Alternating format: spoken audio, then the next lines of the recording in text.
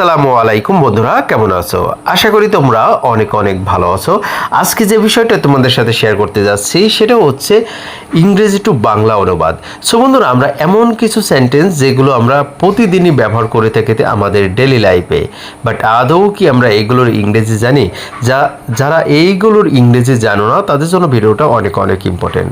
কারণ আজকে আমরা এমন কিছু বাক্য শিখবো যেগুলো হচ্ছে আমার কিছু বলার নেই, আমারও তাই মনে হয়, স্কুলের জন্য দেরি হচ্ছে, আমার চোখে ভালো গেছে, আমাকে একা করতে দাও, আমাকে একাই করতে দাও, তুমি কি ভাবছো, এরকম ধরনের অনেক সেন্টেন্স আছে যে সেন্টেন্সগুলো আমরা English to Bangla, Bangla to English করে ফেলতে পারি।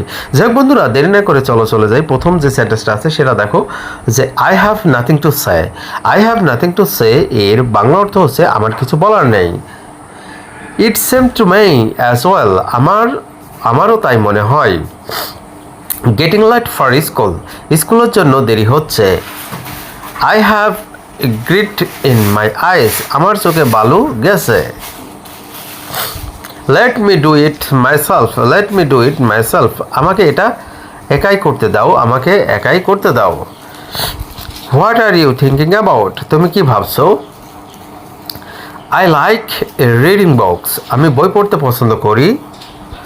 Put your uniform, put on your uniform, তোমার ইউনিফর্ম পরো। Do not put me in shame, আমাকে লজ্জা দিও না। We like it very much, আমরা এটা খুব পছন্দ করি। Can you fix this, আপনি কি এটা ঠিক করতে পারবেন? Breakfast is ready, সকালের নাস্তা তৈরি হয়ে গেছে। We know each other, আমরা একে অপরকে চিনি। Give me a fixed date, আমাকে নির্ধারিত তারিখ দাও। মাই ওয়াচ গোস রাইট, আমার ঘড়িটি ঠিক সময় দেয়।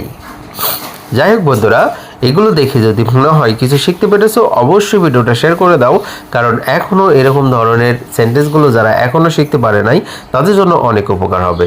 সো বন্ধুরা, আজকে পর্যন্ত ভালো থেকো, সুস্থ থেকো, আল্লাহ হাফেজ।